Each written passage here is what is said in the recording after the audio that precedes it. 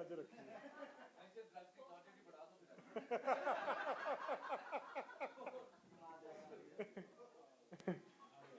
ਇਹਦਾ ਚੰਗਾ ਹੋ ਗਿਆ ਨਾ, ਫਿਰ ਕੱਲ ਛੁੱਟੀ ਆ ਗਈ ਸੀਗੀ ਤੇ ਅੱਜ ਹੋ ਗਈ।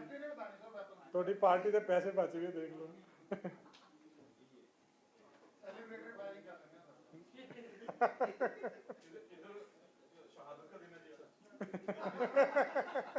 ਅੱਛਾ, ਇਹਦੀ ਵੈਡਿੰਗ ਐਨੀਵਰਸਰੀ ਹੋ ਗਈ। ਹਾਂਜੀ, ਦੱਸ ਦਿਓ ਜਦੋਂ ਸ਼ੁਰੂ ਕਰਨਾ। ਠੀਕ ਹੈ ਜੀ। ਸਭ ਤੋਂ ਪਹਿਲਾਂ ਜਿਹੜਾ ਸਪੈਸ਼ਲ ਕੈਂਪੇਨ ਆਪਾਂ ਡਰੱਗਸ ਦੇ ਖਿਲਾਫ ਚਲਾਈ ਹੋਈ ਹੈ ਮਾਨਯੋਗ ਸੀਐਮ ਸਾਹਿਬ ਦੇ ਹੁਕਮਾਂ ਤੇ, ਉਹ ਇਸ ਹਫਤੇ ਦੇ ਵਿੱਚ ਜਿਹੜੀ ਅਲੱਗ-ਅਲੱਗ ਜਗ੍ਹਾ ਦੇ ਉੱਤੇ ਜਿੰਨੀ ਡਰੱਗਸ ਦੀ ਰਿਕਵਰੀ ਹੋਈ ਹੈ, ਸੋ ਸਭ ਤੋਂ ਪਹਿਲਾਂ FIR ਜਿਹੜੀਆਂ ਇਸ ਹਫਤੇ 'ਚ ਦਰਜ ਹੋਈਆਂ 231 FIR ਦਰਜ ਹੋਈਆਂ, ਜਿਹਦੇ 'ਚ 301 ਅਕਿਊਜ਼ਡ ਜਿਹੜੇ ਨੇ ਅਰੈਸਟ ਹੋਏ ਆ। ਫਰਦਰ ਜਦੋਂ ਆਪਾਂ ਇਹਨੂੰ ਕੈਟੇਗਰਾਈਜ਼ ਕਰਦੇ ਹਾਂ ਕਮਰਸ਼ੀਅਲ ਕੁਆਂਟਿਟੀ 'ਚ, ਮੀਡੀਅਮ ਕੁਆਂਟਿਟੀ 'ਚ ਅਤੇ ਸਮਾਲ ਕੁਆਂਟਿਟੀ ਦੇ ਵਿੱਚ, ਤਾਂ ਕਮਰਸ਼ੀਅਲ ਕੁਆਂਟਿਟੀ ਦੇ ਵਿੱਚ 23 FIR ਦਰਜ ਹੋਈਆਂ, ਜਿਹਦੇ 'ਚ 36 ਜਿਹੜੇ ਨੇ ਵੱਡੇ ਸਮਗਲਰ ਅਰੈਸਟ ਹੋਏ ਆ। ਮੀਡੀਅਮ ਕੁਆਂਟਿਟੀ ਦੇ ਵਿੱਚ 176 FIR ਦਰਜ ਹੋਈਆਂ, ਸਮਾਲ ਕੁਆਂਟਿਟੀ ਦੇ ਵਿੱਚ 32 FIR ਦਰਜ ਹੋਈਆਂ। ਟੋਟਲ ਜਿਹੜੀਆਂ FIR ਦਰਜ ਹੋਈਆਂ ਜ਼ਿਲ੍ਹਾਵਾਰ, ਸਭ ਤੋਂ ਵੱਧ FIR ਫਿਰੋਜ਼ਪੁਰ 'ਚ 17 ਦਰਜ ਹੋਈਆਂ, CP ਲੁਧਿਆਣਾ ਦੇ ਵਿੱਚ 15 ਅਤੇ ਬਟਾਲਾ ਦੇ ਵਿੱਚ 14 FIR ਦਰਜ ਹੋਈਆਂ। ਕਮਰਸ਼ੀਅਲ ਕੁਆਂਟਿਟੀ ਦੀਆਂ FIR ਜਿਹੜੀਆਂ ਨੇ STF ਜਿਹੜੀ SAS ਨਗਰ ਦੇ ਵਿੱਚ ਪੁਲਿਸ ਸਟੇਸ਼ਨ ਆ, ਉੱਥੇ 3 FIR ਦਰਜ ਹੋਈਆਂ, CP ਲੁਧਿਆਣਾ 'ਚ 2 ਅਤੇ ਬਰਨਾਲਾ ਦੇ ਵਿੱਚ 2 FIR ਦਰਜ ਹੋਈਆਂ। ਕੁਆਂਟਿਟੀ ਵਾਈਜ਼ ਹੈਰੋਇਨ ਦੀ 4 ਕਿਲੋ ਦੀ ਰਿਕਵਰੀ ਹੋਈ ਹੈ, OPM ਦੀ 6 ਕਿਲੋ ਦੇ ਲਗਭਗ ਰਿਕਵਰੀ ਹੋਈ ਹੈ, 1012 ਕਿਲੋ ਦੀ ਰਿਕਵਰੀ ਜਿਹੜੀ ਆ ਉਹ ਪੌਪੀ ਹਸਕ ਦੀ ਹੋਈ ਹੈ, 37 kg ਜਿਹੜੀ ਆ ਗਾਂਜਾ ਦੀ ਰਿਕਵਰੀ ਹੈ, ਨਾਰਕੋਟਿਕ ਪਾਊਡਰ ਦੀ 2 ਕਿਲੋ ਦੀ ਰਿਕਵਰੀ ਹੈ, ਔਰ ਡਰੱਗ ਮਨੀ ਜਿਹੜੀ ਹੈ 7,45,486 ਰੁਪਏ ਦੀ ਡਰੱਗ ਮਨੀ ਦੀ ਰਿਕਵਰੀ ਹੋਈ ਹੈ। ਟੈਬਲੇਟਸ ਕੈਪਸੂਲਸ ਜਿਹੜੇ ਮੈਡੀਕਲ ਡਰੱਗਸ ਦੀ ਜਦੋਂ ਆਪਾਂ ਗੱਲ ਕਰਦੇ ਹਾਂ ਤਾਂ 71,209 ਦੀ ਰਿਕਵਰੀ ਹੋਈ ਹੈ ਮੈਡੀਕਲ ਡਰੱਗਸ ਦੀ। POs ਦੇ ਖਿਲਾਫ ਔਰ ਅਬਸਕੌਂਡਰਸ ਦੇ ਖਿਲਾਫ ਜਿਹੜੇ NDPS ਐਕਟ ਦੇ ਖਿਲਾਫ ਸਪੈਸ਼ਲ ਜਿਹੜਾ ਮੁਹਿੰਮ ਚਲਾਈ ਜਾ ਰਹੀ ਹੈ, ਜਿਹਦੇ 'ਚ ਹਰ ਹਫਤੇ ਦੇ ਵਾਂਗੂ ਇਸ ਹਫਤੇ 'ਚ ਵੀ 15 ਜਿਹੜੇ PO ਨੇ ਉਹ ਅਰੈਸਟ ਹੋਏ ਆ, ਔਰ ਟੋਟਲ ਜਿਹੜੇ ਨੇ 459 PO ਹੁਣ ਤੱਕ ਜਿਹੜੇ NDPS ਐਕਟ ਤੇ ਡਰੱਗਸ ਦੇ ਵਿੱਚ ਜਿਹੜੇ ਨੇ ਉਹ ਪੂਰੇ ਪੰਜਾਬ ਦੇ ਵਿੱਚ ਅਰੈਸਟ ਹੋਏ ਆ। ਸੋ ਇਹ ਡਰੱਗਸ ਫਰੰਟ ਤੇ ਜਿਹੜੀ ਆ ਰਿਕਵਰੀ ਹੈ ਸਾਡੀ। ਕੋਈ ਡਰੱਗਸ ਬਾਰੇ ਕੋਈ ਕੁਐਸਚਨ ਹੈਗਾ ਤਾਂ ਤੁਸੀਂ ਪੁੱਛ ਸਕਦੇ ਹੋ, ਫਿਰ ਮੈਂ ਅਗਲਾ ਇੱਕ ਪਾਰਟ ਜਿਹੜਾ ਹੋਰ ਆ ਉਹ ਤੇ ਮੈਂ ਆਪਣੇ ਆਪ ਤੁਹਾਨੂੰ ਬਰੀਫ ਕਰਾਂਗਾ। ਕੋਈ ਡਰੱਗਸ ਤੇ ਤਾਂ ਨਹੀਂ ਕਿਸੇ ਦਾ ਕੋਈ ਕੁਐਰੀ ਹੈਗੀ? ਦੇਖੋ, ਦੂਸਰਾ ਜਿਹੜਾ ਮੁੱਦਾ ਹੈ ਉਹ ਹੈਗਾ ਆਰਮਸ ਦਾ ਜਿਹੜਾ ਮੁੱਦਾ ਹੈ, ਉਹ ਕਾਫੀ ਉਹਦੇ ਤੇ ਕਈ ਤਰ੍ਹਾਂ ਦੀਆਂ ਕਨਫਿਊਜ਼ਨਸ ਆ, ਕਈ ਤਰ੍ਹਾਂ ਦੀ ਐਂਬੀਗੁਇਟੀ ਆ।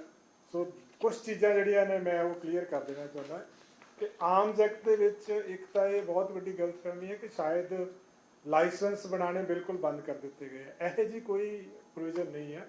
ਆਰਮਸ ਐਕਟ ਦੀ ਜਿਹੜੀਆਂ ਧਾਰਾਵਾਂ ਉਹਦੇ ਤਹਿਤ ਜਿਹੜੇ ਇਸ਼ੂਐਂਸ ਆਫ ਲਾਇਸੈਂਸਿਸ ਦੇ ਉੱਤੇ ਕਿਸੇ ਤਰ੍ਹਾਂ ਦੀ ਪਾਬੰਦੀ ਨਹੀਂ ਹੈ। ਜਿੱਥੇ ਵੀ ਕਿਸੇ ਨੂੰ ਨੀਡ ਬੇਸਡ, ਥ੍ਰੈਟ ਬੇਸਡ ਜਾਂ ਜਿਹੜਾ ਉਸ ਜਿਹੜੀਆਂ ਕੰਡੀਸ਼ਨਸ ਨੂੰ ਫੁੱਲਫਿਲ ਕਰਦਾ ਹੈ ਉਹਨੂੰ ਲਾਇਸੈਂਸ ਜਿਹੜਾ ਇਸ਼ੂ ਕੀਤਾ ਜਾ ਸਕਦਾ ਹੈ। ਸੋ ਦੂਸਰਾ ਹੈਗਾ ਕੈਰੀ ਕਰਨ ਦੇ ਉੱਤੇ। ਸੋ ਕੈਰੀ ਕਰਨ ਦੇ ਉੱਤੇ ਵੀ ਬਹੁਤ ਵੱਡੀ ਕਨਫਿਊਜ਼ਨ ਹੈ। ਕੈਰੀ ਕਰਨ ਦੇ ਵਿੱਚ ਇਹ ਹੈ ਕਿ ਡਿਸਪਲੇ ਜਿਹੜਾ ਹੈ, ਗਲੋਰੀਫਿਕੇਸ਼ਨ ਅਲਾਉਡ ਨਹੀਂ ਹੈ, ਪਰ ਸੈਲਫ ਡਿਫੈਂਸ ਦੇ ਵਿੱਚ ਕੋਈ ਬੰਦਾ ਆਪਣਾ ਵੈਪਨ ਜਿਹੜਾ ਹੈ ਜਿਸ ਤਰੀਕੇ ਦੇ ਨਾਲ, ਐਗਜ਼ਾਮਪਲ ਮੈਂ ਜਿੱਦਾਂ ਦਿੰਦਾ ਕਿ ਹੁਣ ਪਿਸਟਲ ਜਿਹੜਾ ਹੁੰਦਾ ਹੈ ਜਾਂ ਰਿਵਾਲਵਰ ਆ, ਉਹ ਨੋਰਮਲੀ ਡੱਬ ਦੇ ਵਿੱਚ ਲੱਗਿਆ ਹੋਣਾ ਚਾਹੀਦਾ ਹੈ। ਜੇ ਉਹਨੂੰ ਹੱਥ 'ਚ ਫੜ ਕੇ ਕੋਈ ਡਿਸਪਲੇ ਕਰ ਰਿਹਾ ਅਨਨੈਸੈਸਰੀ ਬਿਨਾਂ ਗੱਲ ਤੋਂ, ਤਾਂ ਉਹ ਇੱਕ ਤਰ੍ਹਾਂ ਦਾ ਕਹਿ ਸਕਦੇ ਹਾਂ ਆਪਾਂ ਗਲੋਰੀਫਿਕੇਸ਼ਨ ਹੈ। ਵੱਡਾ ਜਿਹੜਾ ਵੈਪਨ ਆ, ਕੋਈ ਗਨ ਆ ਵੱਡੀ ਜਿਹੜੀ ਕਿ ਮਤਲਬ ਜਿਹਨੂੰ ਕੈਰੀ ਹੀ ਕਰਨਾ ਹੱਥ ਦੇ ਵਿੱਚ ਜ਼ਰੂਰੀ ਹੋ ਜਾਂਦਾ ਹੈ, ਸੋ ਉਹਨੂੰ ਕੈਰੀ ਕੀਤਾ ਜਾ ਸਕਦਾ ਹੈ, ਬਟ ਉਹਦੀ ਜਿਹੜੀ ਨੀਅਤ ਆ ਜਿਹੜੀ ਉਹ ਸੈਲਫ ਡਿਫੈਂਸ ਦੀ ਹੋਣੀ ਚਾਹੀਦੀ ਹੈ, ਉਹ ਥ੍ਰੈਟਨਿੰਗ ਵੇ ਆਊਟ ਨਹੀਂ ਹੋਣਾ ਚਾਹੀਦਾ ਉਹਦਾ।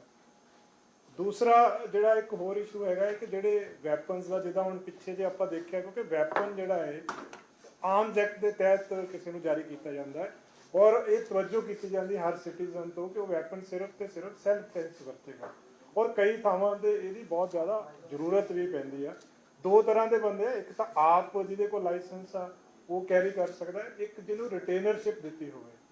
ਜਿੱਦਾਂ ਪਿੱਛੇ ਤੁਸੀਂ ਦੇਖਿਆ ਹੋਣਾ ਅੰਮ੍ਰਿਤਸਰ ਰੂਰਲ ਦੇ ਵਿੱਚ ਪੈਟਰੋਲ ਪੰਪ ਦੇ ਉੱਤੇ ਲੁਟੇਰੇ ਲੁੱਟਣ ਵਾਸਤੇ ਆਏ ਸੀਗੇ, ਤਾਂ ਸਿਕਿਉਰਿਟੀ ਗਾਰਡ ਨੇ ਗੋਲੀ ਚਲਾਈ, ਜਿਹਦੇ ਵਿੱਚ ਪ੍ਰੋਟੈਕਸ਼ਨ ਵੀ ਹੋ ਗਈ, ਇੱਕ ਲੁਟੇਰੇ ਦੀ ਮੌਤ ਵੀ ਹੋ ਗਈ, ਸੋ ਉਹ ਸੈਲਫ ਡਿਫੈਂਸ ਚਾਹੁੰਦਾ ਵਾ। ਆਈਪੀਸੀ ਦੇ ਵਿੱਚ ਧਾਰਾ ਜਿਹੜੀ ਆ 97 ਤੋਂ ਲੈ ਕੇ 106 ਤੱਕ ਆਈਪੀਸੀ 'ਚ ਬਕਾਇਦਾ ਸੈਕਸ਼ਨ ਨੇ ਜਿਹਦੇ ਵਿੱਚ right to self defence the provision ਆ, ਪ੍ਰਾਈਵੇਟ ਡਿਫੈਂਸ ਦੀ ਪ੍ਰੋਵੀਜ਼ਨ ਆ। ਉਹਦੇ ਵਿੱਚ ਕੋਈ ਵੀ ਬੰਦਾ ਉਹ 'ਚ ਅਲੱਗ-ਅਲੱਗ ਉਹਦੇ 'ਚ ਕੈਟੇਗਰਾਈਜ਼ ਕੀਤਾ ਹੈ ਕਿਸ ਤਰ੍ਹਾਂ ਦਾ ਥ੍ਰੈਟ ਹੋਵੇ ਤੇ ਕਿਸ ਤਰ੍ਹਾਂ ਬੰਦਾ ਵੈਪਨ ਨੂੰ ਯੂਜ਼ ਕਰ ਸਕਦਾ ਜਾਂ ਆਪਣੀ ਸੈਲਫ ਪ੍ਰੋਟੈਕਸ਼ਨ ਵਾਸਤੇ ਕਿਸ ਤਰ੍ਹਾਂ ਯੂਜ਼ ਕਰ ਸਕਦਾ।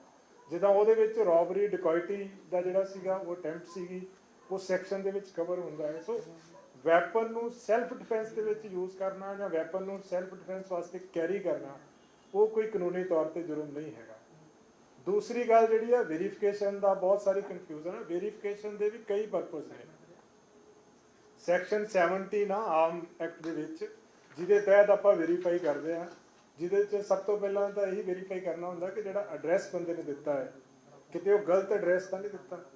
ਕਈ ਵਾਰੀ ਕਈ ਬੰਦੇ ਹੁੰਦੇ ਆ ਉਹ ਸਟੇਟ ਛੱਡ ਕੇ ਚਲੇ ਜਾਂਦੇ ਆ, ਆਪਣਾ ਐਡਰੈਸ ਚੇਂਜ ਕਰ ਲੈਂਦੇ ਆ ਜਾਂ ਕੋਈ ਦੂਸਰੀ ਗਲਤੀ ਜਿਹੜੀ ਹੈਗੀ ਆ। ਇਸ ਤੋਂ ਇਲਾਵਾ ਇੱਕ ਹੋਰ ਇਸ਼ੂ ਆ ਹੇਟ ਕ੍ਰਾਈਮ ਦਾ। ਸੋ ਹੇਟ ਕ੍ਰਾਈਮ ਦੀ ਜਿਹੜੀ ਡੈਫੀਨੇਸ਼ਨ ਆ, ਹੇਟ ਸਪੀਚ ਦੀ ਜਿਹੜੀ ਡੈਫੀਨੇਸ਼ਨ ਆ ਉਹ ਬੜੀ ਬਰੋਡ ਆ ਡੈਫੀਨੇਸ਼ਨ ਆ। ਉਹਦੇ 'ਚ ਵੀ ਸਾਰਿਆਂ ਨੂੰ ਇਹ ਕਿਹਾ ਗਿਆ ਹੈ ਕਿ ਜਿੱਥੇ ਕੋਈ ਇੱਦਾਂ ਦਾ ਮੁੱਦਾ ਆਉਂਦਾ ਹੈ ਪ੍ਰੋਪਰ ਲਾਅ ਆਫਿਸਰ ਹਰ ਜ਼ਿਲ੍ਹੇ ਦੇ ਵਿੱਚ ਨੇ, ਪੁਲਿਸ ਹੈੱਡਕੁਆਟਰ 'ਤੇ ਵੀ ਲਾਅ ਆਫਿਸਰ ਹੈਗਾ, ਉਹਨਾਂ ਨਾਲ ਡਿਸਕਸ ਕਰਕੇ ਜੇ ਉਹ ਆਈਪੀਸੀ ਦੀਆਂ ਪ੍ਰੋਵੀਜ਼ਨਸ ਦੇ ਵਿੱਚ ਆਉਂਦਾ ਹੈ, ਮੋਸਟਲੀ ਆਪਾਂ 153A ਜਾਂ 295 ਦੇ ਜਿਹੜੇ ਸੈਕਸ਼ਨਸ ਆ ਉਹ ਯੂਜ਼ ਕਰਦੇ ਆ। ਸੋ ਬਕਾਇਦਾ ਲੀਗਲ ਓਪੀਨੀਅਨ ਲੈ ਕੇ ਮੀਨਸ ਰਾਏ ਕਰਕੇ ਵਰਬਲੀ ਔਰ ਰਿਟਨ ਦੇ ਵਿੱਚ ਲੈ ਕੇ ਫਿਰ ਕਾਰਵਾਈ ਕੀਤੀ ਜਾਵੇ।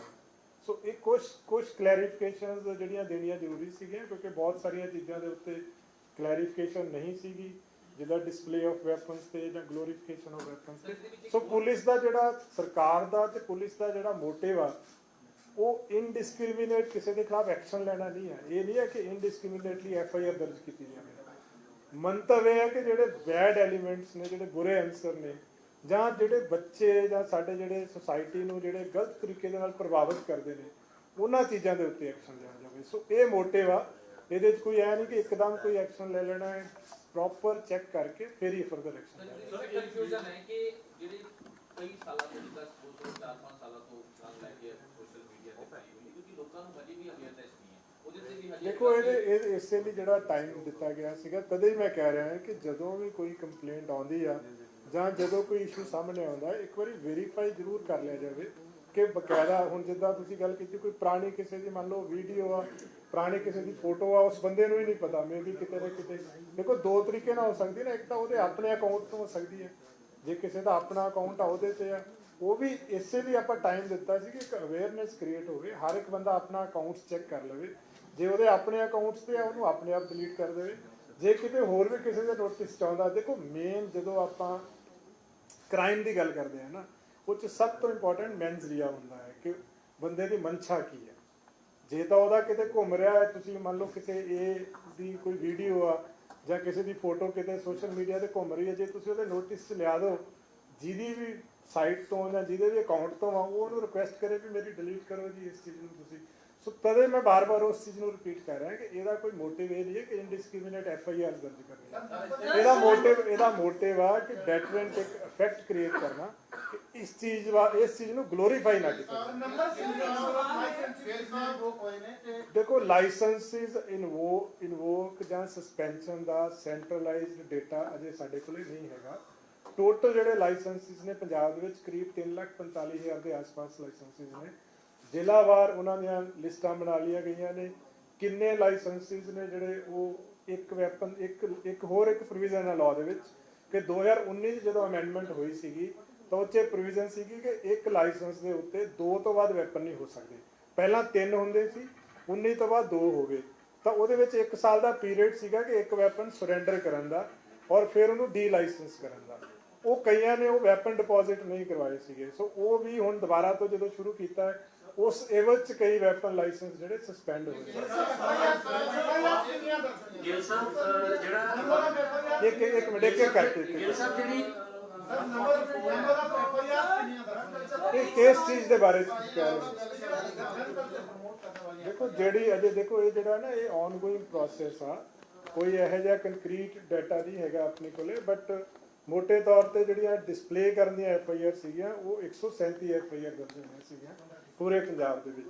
ਔਰ ਜਿਹੜੀ ਹੇਟ ਸਪੀਚ ਦੀ ਜਦੋਂ ਆਪਾਂ ਗੱਲ ਕਰਦੇ ਆ, ਉਹਦੀਆਂ 5 FIR ਉਹਦੀਆਂ ਦਰਜ ਹੋਈਆਂ ਸੀਗੀਆਂ, ਔਰ ਇੱਕ FIR ਜਿਹੜੀ ਸੀਗੀ ਉਹ ਸੌਂਗ ਓਬਲੀਕ ਮੂਵੀ ਪ੍ਰਮੋਟ ਕਰਨ ਵਾਸਤੇ ਜਿਹੜੀ ਸੀਗੀ, ਇੱਕ FIR ਉਹ ਦਰਜ ਹੋਈ। सर एक इम्पोर्टेंट सवाल है, सर एक इम्पोर्टेंट सवाल है, ये जो पंजाब वारिसदी के अमृतपाल जी हैं, ऐसे कई लोग क्लेम कर रहे हैं उनको 18 लाइसेंस वेपन दिए गए हैं, आप प्लीज क्लैरिफाई करें कितने लाइसेंस वेपन? नहीं, वो मेरे को स्पेसिफिक इन्फॉर्मेशन कोई नहीं। ਗਿਲ ਸਾਹਿਬ 2 ਦਿਨ ਪਹਿਲਾਂ ਤੁਸੀਂ ਕਿਹਾ ਹੈਗਾ ਬਹੁਤ ਸਾਰੇ ਲੋਕਾਂ ਨੂੰ ਕਿ 2-3 ਦਿਨ ਜਿਹੜੇ ਦਿੱਤੇ ਜਾਣਗੇ ਸੋਸ਼ਲ ਮੀਡੀਆ ਤੋਂ ਹਟਾਉਣ ਵਾਸਤੇ, ਪਰ ਉਸ ਤੋਂ ਪਹਿਲਾਂ ਪੁਲਿਸ ਨੇ ਜਿਸ ਤਰੀਕੇ ਨਾਲ ਪਰਚੇ ਦਰਜ ਕੀਤੇ ਨੇ, ਕੀ ਫਿਰ ਤੁਸੀਂ ਉਹਨਾਂ ਲੋਕਾਂ ਨੂੰ ਰਿਲੀਫ ਦੋਗੇ ਵੀ ਉਹਨਾਂ ਦੇ ਪਰਚੇ? ਦੇਖੋ ਇਹ ਜਿਹੜਾ ਚੀਜ਼ ਹੈ ਨਾ, ਮੇਰੀ ਇੱਕ ਗੱਲ ਸਮਝੋ ਜੀ, FIR ਜਦੋਂ ਦਰਜ ਹੋ ਜਾਂਦੀ ਹੈ ਨਾ ਜੀ, ਉਸ ਤੋਂ ਬਾਅਦ ਪੁਲਿਸ ਨੇ ਪ੍ਰੋਪਰਲੀ ਉਹਨੂੰ ਇਨਵੈਸਟੀਗੇਟ ਕਰਨਾ ਹੁੰਦਾ ਹੈ। ਇਨਵੈਸਟੀਗੇਸ਼ਨ ਦੇ ਵਿੱਚ ਸਾਰੇ ਫੈਕਟਸ ਲੈ ਕੇ ਆਉਣੇ ਹੁੰਦੇ ਆ। ਮੈਂ ਇਹ ਨਹੀਂ ਕਹਿੰਦਾ ਕਿ ਉਹ FIR ਜਿਹੜੀਆਂ ਨੇ ਉਹਦਾ ਕੰਟੈਂਟ ਕੀ ਮੈਨੂੰ ਨਹੀਂ ਪਤਾ, ਪਰ 137 ਜੀ FIR ਦਰਜ ਹੋਈਆਂ, ਸਾਰੀਆਂ ਫੇਅਰਲੀ ਇਨਵੈਸਟੀਗੇਟ ਹੋਣਗੀਆਂ। ਜਿਹੜਾ as per IPC as per ਜਿਹੜੇ ਸੈਕਸ਼ਨ ਇਨਵੋਕ ਕੀਤੇ ਗਏ, ਜੇ ਉਹਦੀਆਂ ਪ੍ਰੋਵੀਜ਼ਨਸ ਦੇ ਵਿੱਚ ਆਉਂਦਾ ਹੋਵੇਗਾ ਤਾਂ ਬੰਦੀ ਆ, ਨਹੀਂ ਹੋਏਗਾ ਤਾਂ ਨਹੀਂ ਆਏਗਾ ਉਹਦੇ ਵਿੱਚ। ਜਿਹੜਾ ਦੂਜਾ ਕੁਐਸਚਨ ਹੈ ਤੁਹਾਡਾ, ਇੱਕ ਸੈਕਿੰਡ ਮੈਂ ਨਾਲੋਂ ਨਾਲ ਕਲੈਰੀਫਾਈ ਕਰ ਦਿੰਦਾ। ਦੂਜਾ ਕੁਐਸਚਨ ਹੈ ਕਿ ਫਿਰ ਆਪਾਂ 72 ਘੰਟੇ ਦਾ ਸਮਾਂ ਕਿਉਂ ਦਿੱਤਾ? ਜਦੋਂ ਆਪਾਂ ਕੋਈ ਵੀ ਮੁਹਿੰਮ ਸਟਾਰਟ ਕਰਦੇ ਆ ਨਾ, ਜਦੋਂ ਕੋਈ ਕੈਂਪੇਨ ਸਟਾਰਟ ਕਰਦੇ ਆ, ਨਾਲ ਕਈ ਵਾਰੀ ਕੁਝ ਚੀਜ਼ਾਂ ਜਿਹੜੀਆਂ ਆਪਣੇ ਨੋਟਿਸ ਜਦੋਂ ਆਉਂਦੀਆਂ, ਆਪਣਾ ਫਰਜ਼ ਬਣਦਾ ਕਿ ਉਹਨੂੰ ਟਾਈਮ ਤੇ ਠੀਕ ਵੀ ਕੀਤਾ ਜਾਵੇ। ਸੋ ਇਹਦੇ ਵਿੱਚ ਜਿਹੜਾ ਇਹ ਸਮਾਂ ਦਿੱਤਾ ਗਿਆ ਹੈ। ਗਿਲ ਸਾਹਿਬ ਮੰਨ ਲਓ ਮੈਂ ਕੋਈ ਫੋਟੋ ਪਾਈ ਹੋਈ ਹੈ, ਮੇਰੇ ਤੇ FIR ਦਰਜ ਕਰ ਲਈ ਹੈ, ਤੇ ਬਾਅਦ ਵਿੱਚ ਤੁਸੀਂ ਸਮਾਂ ਦੇ ਰਹੇ ਹੋ, ਪਰ ਜੇ ਉਹਦੇ ਵਿੱਚ ਮੇਰਾ ਕੀ ਕਸੂਰ ਹੈ? ਤੁਸੀਂ ਉਹਨਾਂ ਨੂੰ, ਮੈਂ ਉਹੀ ਤੁਹਾਨੂੰ ਕਹਿ ਰਿਹਾ ਜੀ, ਉਹ ਜਦੋਂ ਇਨਵੈਸਟੀਗੇਟ ਕਰਾਂਗੇ ਨਾ, ਉਹ ਕੇਸ ਬਾਈ ਕੇਸ ਬੇਸਿਸ ਤੇ ਫੈਸਲਾ ਕੀਤਾ। ਸਰ ਇਸ ਦੇ ਵਿੱਚ ਕੁਝ FIR ਜਿਹੜੀਆਂ ਨੇ, ਕੁਝ ਇੱਕ FIR ਤੇ ਤਾਂ ਆਰਮਸ ਐਕਟ ਲੱਗ ਰਿਹਾ, ਕੁਝ ਇੱਕ ਤੇ ਨਹੀਂ ਲੱਗ ਰਿਹਾ। ਅੰਮ੍ਰਿਤਸਰ ਦੇ ਵਿੱਚ KSI ਤੇ FIR ਹੋਈ, ਉਸ ਦੇ ਵਿੱਚ ਆਰਮਸ ਐਕਟ ਨਹੀਂ ਲੱਗਿਆ। ਬਾਕੀ ਜਿਹੜੇ ਦੇਖੋ, ਜਿੱਥੇ ਕੋਈ ਵੈਪਨ ਦਾ ਮਿਸਯੂਜ਼ ਕਰਦਾ ਹੈ ਜੀ, ਆਰਮਸ ਐਕਟ ਦਾ ਸੈਕਸ਼ਨ 25 ਆ, ਜਿੱਥੇ ਕੋਈ ਵੈਪਨ ਦਾ ਮਿਸਯੂਜ਼ ਕਰਦਾ ਹੈ, ਜਿੱਦਾਂ ਗੋਲੀ ਚਲਾ ਰਿਹਾ ਸੀ, ਉੱਥੇ ਆਰਮਸ ਐਕਟ ਲੱਗੇਗਾ, ਨਹੀਂ ਲੱਗੇਗਾ ਤਾਂ ਲੱਗੇਗਾ। ਜਿਹੜਾ ਕੋਈ ਡਿਸਪਲੇ ਗਲੋਰੀਫਿਕੇਸ਼ਨ ਦਾ ਸੀਗਾ, ਉਹ 188 ਚ ਕਈ ਕਵਰ ਹੁੰਦੇ ਆ, ਪਰ ਜਿਹੜੀ ਤੁਸੀਂ ਗੱਲ ਕਰਦੇ ਹੋ ਸਪੈਸੀਫਿਕ ਕੇਸ ਦੀ, ਜੇ ਉੱਥੇ ਆਰਮਸ ਐਕਟ ਨਹੀਂ ਲੱਗਿਆ ਤਾਂ ਉਹ ਲੱਗੇਗਾ।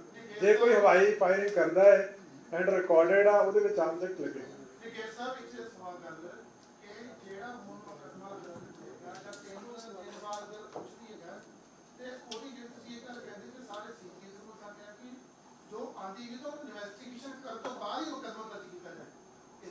ਇਨਵੈਸਟੀਗੇਸ਼ਨ ਨਹੀਂ ਦੀ, ਵੈਰੀਫਾਈ ਕਰਕੇ ਕਿ ਵਾਕਈ ਉਹ ਕਸੂਰ ਸੀਗਾ, ਮੋਟਿਵ ਸੀਗਾ, ਫਿਰ ਕੀਤਾ। ਗਿਲ ਸਾਹਿਬ ਇਸ ਦੇ ਵਿੱਚ ਗਿਲ ਸਾਹਿਬ दर्ज हो रही है सर, वो आप सोशल मीडिया में जो स्टार्स उनके खिलाफ भी आप लगे हो, लेकिन जो विदेशों में बैठे जो सिंगर्स हैं वो भी अपने प्रमोट कर रहे हैं गन कल्चर को, तो उनके लिए क्या प्रावधान? ਜੋ ਮੈਂ ਤੁਹਾਨੂੰ ਦੱਸਿਆ ਜੀ, ਲਾਅ ਦੇ ਮੁਤਾਬਕ ਹੀ ਕਾਰਵਾਈ ਹੋਣੀ। ਜਿਹੜਾ ਯੂਰਿਸਡਿਕਸ਼ਨ ਚ ਆਂਦਾ ਹੋਏਗਾ ਉਹਦੇ ਖਿਲਾਫ ਕਾਰਵਾਈ ਹੋਏਗੀ, ਕਿਉਂਕਿ ਜਿੱਥੇ ਵੀ FIR ਦਰਜ ਹੋਣੀ ਹੈ, ਯੂਰਿਸਡਿਕਸ਼ਨ ਤਾਂ ਇੱਕ ਬੜਾ ਵੱਡਾ ਕੁਐਸਚਨ ਹੁੰਦਾ ਨਾ।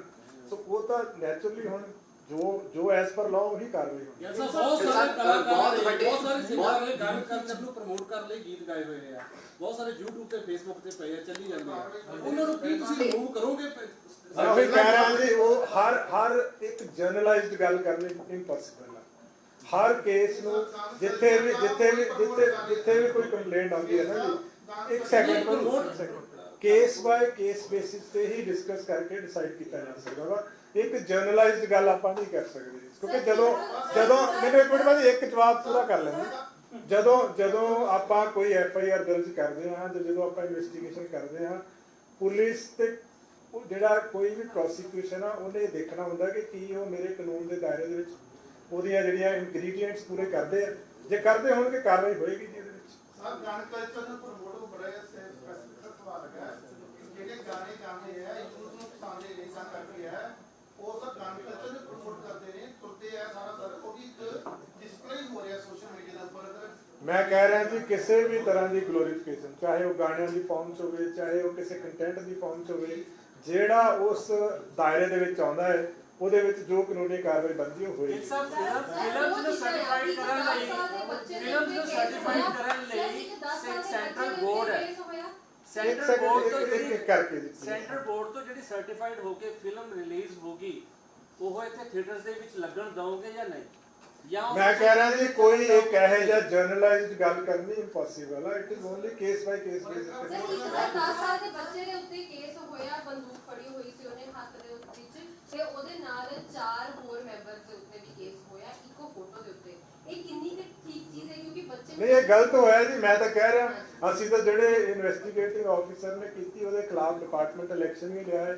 ਸੋ ਇਹ ਜਿਹੜਾ ਹੋਇਆ ਇਹੀ ਤਾਂ ਇੱਕ ਇਸ਼ੂ ਸੀਗਾ ਜਿਹਦੇ ਕਰਕੇ ਬਾਅਦ ਦੇ ਵਿੱਚ ਡਾਇਰੈਕਸ਼ਨਸ ਦੇਣੀਆਂ ਪਈਆਂ, 72 ਘੰਟੇ ਦਾ ਟਾਈਮ ਦੇਣਾ ਪਿਆ, ਕਿਉਂਕਿ ਜਦੋਂ ਆਪਾਂ ਕੋਈ ਕੰਮ ਸ਼ੁਰੂ ਕਰਦੇ ਆ ਨਾ ਕਈ ਵਾਰੀ ਗਰਾਊਂਡ ਲੈਵਲ ਤੇ ਐਂਬੀਗੁਇਟੀ ਹੁੰਦੀ ਹੈ।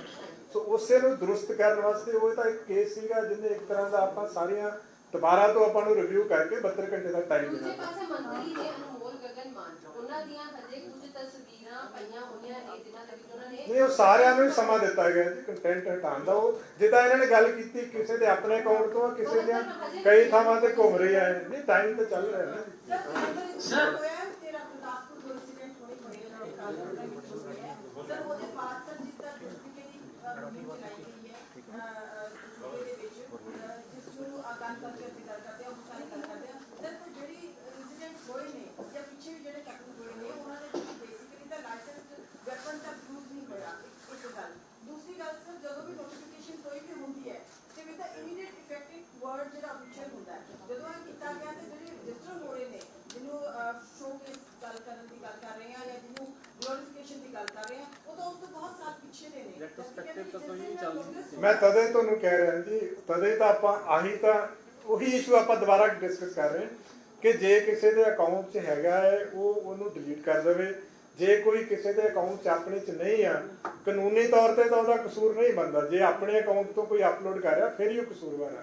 ਜੇ ਕਿਸੇ ਹੋਰ ਤੇ ਉਹਦੇ ਨੋਟਿਸ 'ਚ ਲਿਆਂਦਾ ਜਾ ਸਕਦਾ। ਤਦੇ ਮੈਂ ਇਹ ਗੱਲ ਬਾਰ-ਬਾਰ ਕਰ ਰਿਹਾ ਕਿ ਜਦੋਂ FIR ਦਰਜ ਕਰਨੀ ਆ ਉਦੋਂ ਇੱਕ ਵਾਰੀ ਪ੍ਰੀਲਿਮਿਨਰੀ ਤੌਰ ਤੇ ਐਸਟੈਬਲਿਸ਼ ਕਰ ਲਿਆ ਜਾਵੇ ਕਿ ਵੀ ਜਿਹੜੇ ਬੰਦੇ ਦੀ ਫੋਟੋ ਜਾਂ ਵੀਡੀਓ ਹੈਗੀ ਆ ਕੀ ਵਾਕਈ ਉਹਨੇ ਅਪਲੋਡ ਕੀਤੀ ਹੈ। ਇਹਨੂੰ ਐਸਟੈਬਲਿਸ਼ ਕਰਨ ਦੇ ਵਿੱਚ ਥੋੜਾ ਹੀ ਟਾਈਮ ਲੱਗਦਾ, ਜ਼ਿਆਦਾ ਟਾਈਮ ਨਹੀਂ ਲੱਗਦਾ। ਜਲੰਧਰ ਦੇ ਵਿੱਚ ਅੱਜ ਹੀ ਇੱਕ ਬੌਂਸਰ ਸੋਲੂ ਲਾਰੈਂਸ ਦਾ ਕਰੀਬੀ ਮੰਨਿਆ ਜਾ ਰਿਹਾ, ਗੋਲੀਆਂ ਮਾਰ ਕੇ ਕਤਲ ਕੀਤਾ ਹੈ। ਲਾਅ ਐਂਡ ਆਰਡਰ ਨੂੰ ਕਿਵੇਂ ਦੇਖਦੇ ਹੋ? ਨਹੀਂ ਦੇਖੋ ਇਨਸੀਡੈਂਟਸ ਤਾਂ ਹੋਇਆ, ਬੰਦਾ ਅਰੈਸਟ ਹੋ ਗਿਆ ਜੀ। ਇਹ ਤਾਂ ਇਨਸੀਡੈਂਟਸ ਤਾਂ ਆਪਾਂ ਕੋਈ ਵੀ ਕਿਤੇ ਵੀ ਇਹ ਨਹੀਂ ਕਹਿ ਸਕਦੇ ਕਿ ਨਹੀਂ ਹੋਣਾ ਇਨਸੀਡੈਂਟ ਉਹ ਤਾਂ, ਪਰ ਇਹਦੇ ਵਿੱਚ ਜਿਹੜਾ ਤੁਸੀਂ ਸਪੈਸੀਫਿਕ ਗੱਲ ਕਰ ਰਹੇ ਹੋ ਦੇਖੋ ਇਹ ਅਜੇ ਤਾਂ ਜਦੋਂ ਇਨਵੈਸਟੀਗੇਸ਼ਨ ਹੋਏਗੀ ਉਦੋਂ ਹੀ ਪਤਾ ਲੱਗੇਗਾ ਨਾ। ਲਾਇਸੈਂਸ ਤੋਂ ਨਹੀਂ ਮੈਨੂੰ ਨਹੀਂ ਪਤਾ ਉਹ ਲਾਇਸੈਂਸ ਦਾ ਅਨਲਾਇਸੈਂਸ ਦਾ ਉਹਦਾ ਤਫਤੀਸ਼ ਹੋਏਗੀ ਤਦ ਪਤਾ लगेगा। ऐसा आ रहा है कि जो हार्डकोर क्रिमिनल्स हैं उनको साउथ की जेलों में शिफ्ट करने का NIA की तरफ से कुछ ऐसा कहा गया है।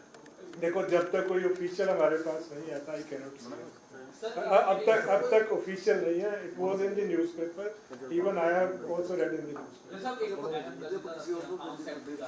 एक केस आया बठिंडा का केस 12-13 वेपन मार खाने से मुंशी के FIR दर्ज हुई है वो अजय फरार है। लेकिन वो ਜਿਹੜੇ ਵੈਪਨ ਜਿਹੜੇ ਗਾਇਬ ਹੋਏ ਮਾਰ ਵੀ ਕਾਫੀ ਮਤਲਬ ਕਹਿ ਸਕਦੇ ਬਸਤੀ ਹੋ ਜਾਂ ਇੱਕ ਦੇਖੋ ਉਹ ਜਿਹੜਾ ਇਨਸੀਡੈਂਟ ਹੋਇਆ ਨਾ ਜੀ ਉਹ ਤਾਂ ਗ੍ਰੋਸ ਇਰੈਗੂਲਰਿਟੀ ਆ। ਮੁਨਸੀ ਜਿਹੜਾ MHC ਸੀਗਾ ਸੰਦੀਪ ਸਿੰਘ ਉਹਦੇ ਖਿਲਾਫ FIR ਦਰਜ ਹੋਈ ਹੈ, ਅਰੈਸਟ ਵੀ ਹੋਏਗਾ।